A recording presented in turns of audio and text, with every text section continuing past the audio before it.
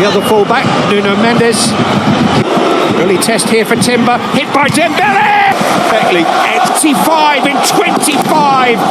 It must be something in the English air. አውሮፓ ቻምፒየንስ ሊግ ግማሽ ፍጻሜ ጨዋታ ትላንትና ተደርጎ ነበር። አንዱ ጨዋታ ትላንት የተደረገው የአርሰናልና ፓሪስ ሰን ዠርመን ጨዋታ በእንግዳው ቡድን ፓሪስ ሰን ዠርመን 1-0 አሸናፊነት ተጠናቋል። 1.65 ኤክስፔክትድ ጎል ወይም ደግሞ ወደ ግብነት ሊቀየር ያለቀለት የግብ ዕድል በመፍጠርን አርሰናል የተሻለ ክለብ ነበር። ትላንት በነበረው የጨዋታ እንቅስቃሴ 1.14 የኤክስፔክትድ ጎል የፈጠሩት ደግሞ ያስመዘገበው ፓሪስ ሰን ዠርመን 1-0 በሆነ ውጤት ጨዋታውን አሸንፏል። ጨዋታው በተጀመረ የመጀመሪያዎቹ ደቂቃዎች ላይ 3 ደቂቃ ከ20 ሰከንድ ላይ ነው ኦስማን ዴምቤሌ 4 ደቂቃ እንኳን ሳይቆጠር ግቧን ያስቆጠረውና ከዚህ ግብ መቆጠር በኋላ የተለያየ የጨዋታ እንቅስቃሴ ነበር ሁለቱ ክለቦች ሲከተሉ የነበሩት። ያው ጨዋታውን ለመተንበይ ባንስ 10 ደቂቃ ያስፈልጋል ይባላል ወይም ደግሞ የመጀመሪያው 10 ደቂቃ ወይ 15 ደቂቃ መታየት አለበት የትኛው ቡድን በምን አይነት ሁኔታ እየተጫወተ ነው የሚለውን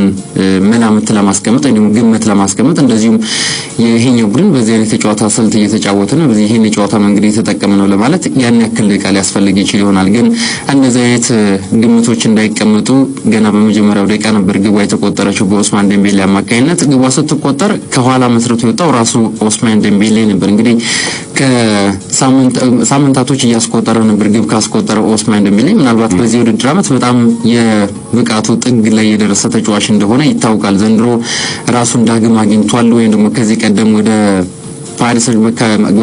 ባርሴሎና ከመሄዱ አስቀድሞ የነበረውን ኦስማን ዴምቤሌን የተመለከተ እንገኛለን። ግን ለተወሰኑ ቀናቶች ከግብ አስቆጣሪነቱ ራቅ ብሎ ነበር።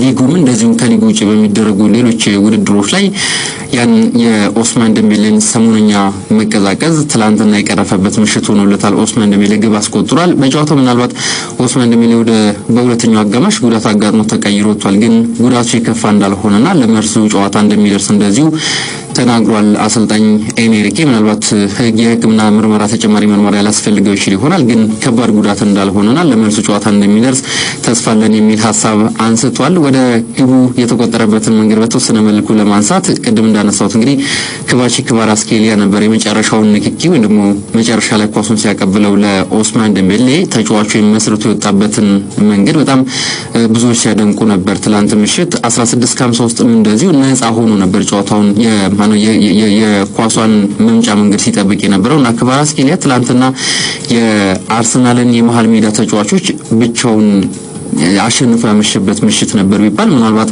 ማጋነን ላይሆን ይችል ይሆናል። ከናፖሊ ወደ ፓሪስ ሰን ዠርመን ሲያቀና እንግዲህ ለምን እንዳስፈረሙት እና ለምን ይሄ ተጫዋች በብዙ ክለቦች ይፈልግ እንደነበር በእንደዚህ አይነት ትልልቅ ጨዋታዎች ላይ ጭምር ብቃቱን እያሳየ ነው የሚገኘው። መቼም በፓሪስ ሰን ዠርመን የሊጉን ዋንጫ ማሸነፍ ብርቅ ላይሆን ይችል ይሆናል። ግን ደግሞ የአውሮፓ ቻምፒየንስ ሊግን አብዝተውም ደግሞ የኳታር ባለሀብቶች የሚፈልጉትን ሻምፒዮንነት ለማግኘት እንደዚህ አይነት ቁልፍ የሆነ ተጫዋች ያስፈልጋል። ያንን ደግሞ ትላንትና ክቫራትስኬሊያ ሰጥቷቸዋል ብሎ ማንሳት ይቻላል። በጨዋታው እንቅስቃሴ ከፍ ያለ ተጽዕኖ ሲፈጠር የነበረው ይሄ ተጫዋች እንደነበር ተመልክተናል። ግቧ ስትቆጠርም አመቻችቶ ያቀበለው ይሄ ተጫዋች ነበር። ቀደም ሲል እንዳነሳሁትም ለግቧ ተመቻችታ እንድትገኝ ደግሞ ኳሷ እንድትመቻች ኦስማን ዴምቤሌ ጨዋታው ከአርሰናል የሜዳ ክልል መስርቶ ከራሳቸው የሜዳ ክልል መስርቶ ወደ አርሰናል የሜዳ ክልል በመሄድ ትልቁን አስተዋጽኦ ሲያደርግ የነበረው እሱ ነበር። በሁለተኛው አጋማሽ የተለያዩ መልኮች ነበሩት። ግን በመጀመሪያው አጋማሽ ምናልባት አርሰናል 39ኛው ደቂቃ ላይ ሳካ ለማርቲኔሊ ጥሩ ኳስ አቀብሎት ያልተጠቀመበትን አጋጣሚ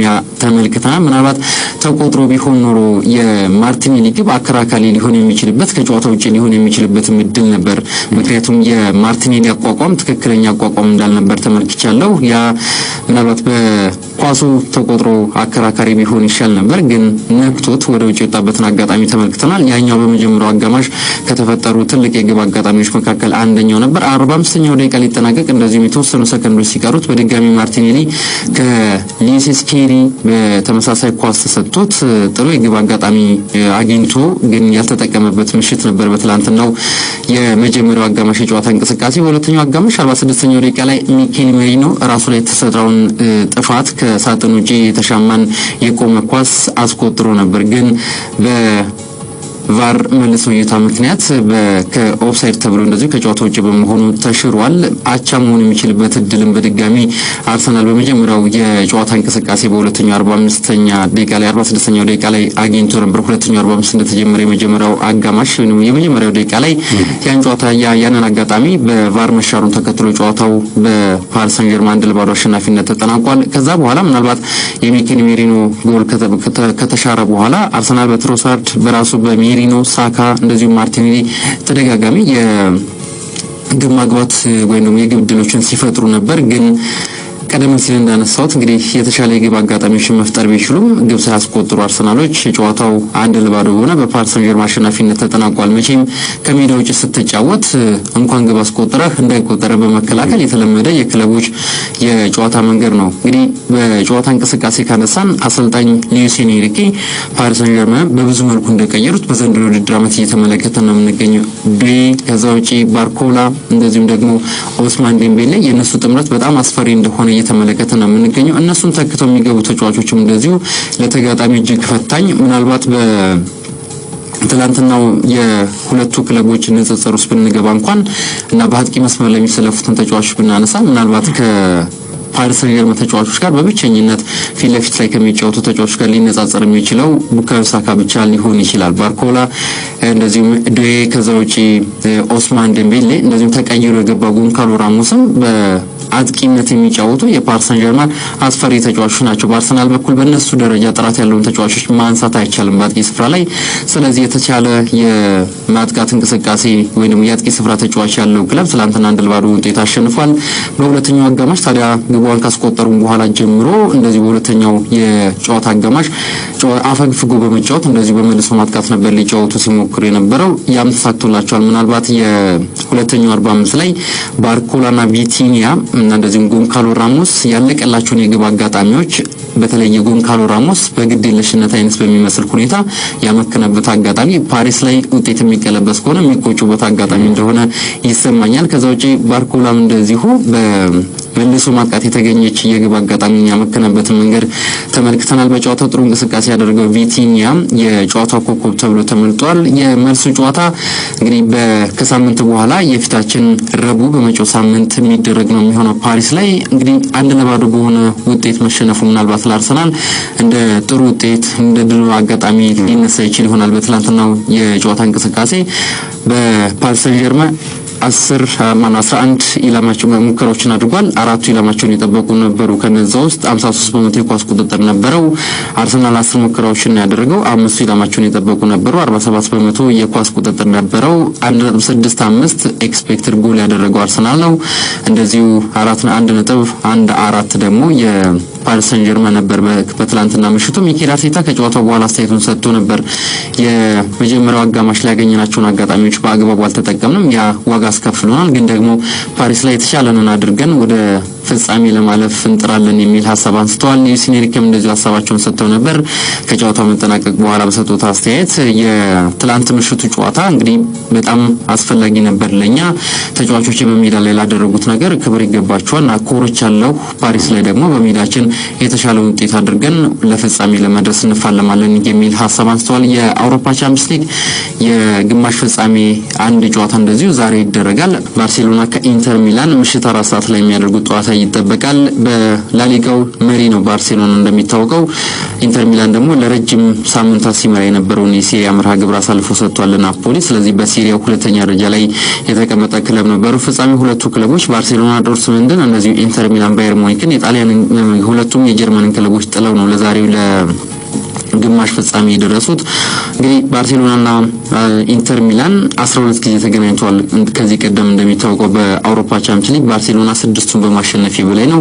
በእርስ በርስ ግንኙነታቸው የሁለቱ ክለቦች ግብ የማያጣው ጨዋታ እንደሆነ ምናልባት የበዙ ግቦች ላይ ቆጠሩ ይችል ይሆናል እንጂ የመጨረሻ የሁለቱ ክለቦች ከ2 ዓመት በፊት ያደረጉ ጨዋታ 3-3 በሆነ አቻ ውጤት ነበር የተጠናቀቀው። ባርሴሎና በእርስ በርስ ግንኙነታቸው ቀደም ሲል እንዳነሳው 6ቱን ግጥሚያዎች በማሸነፍ የበላይ ነው። ኢንተር ሚላን 2 ጨዋታዎችን አሸንፏል። ቀሪ 4 ጨዋታዎች ባቻ ውጤት የተጠናቀቁ ናቸው። ዛሬ 13ኛ ግንኙነታቸው ነው የሚሆነው በመድረኩ። ስለዚህ ማን ያሸንፋል ምሽት 4 ሰዓት ላይ የሚጠበቀው ጨዋታ ምላሽ የሚሰጠን ይሆናል። ሁለቱ ክለቦች በአዲሱ የቻምፒየንስ ሊግ ፎርማት የዘንድሮ ውድድር ዓመት ላይ ከ1 እስከ 8 ያለውን ደረጃ ይዘው በማጠናቀቅ በቀጥታ ነበር አውሮፓ ቻምፒየንስ ሊግ ጥሎ ማለፍ የደረሱት። ስለዚህ ጥሩ እንቅስቃሴ ነበራቸው። በተለይ እንግዲህ የግማሽ ፍጻሜ መግባት አለባቸው ተብሎ ግምት ከሚሰጣቸው ክለቦች መካከልም ቀደም ብሎ ሁለቱ ነበሩ። ባሳዩትም ጥሩ የሚባል አቋምም እንደዚሁና ጥሩ የሚባል ብቃት እዚህ ደረጃ ላይ ደርሰዋል። አሁን ደግሞ ወደ ፍጻሜ ለማለፍ እንደዚሁ ዛሬ ምሽት የመጀመሪያ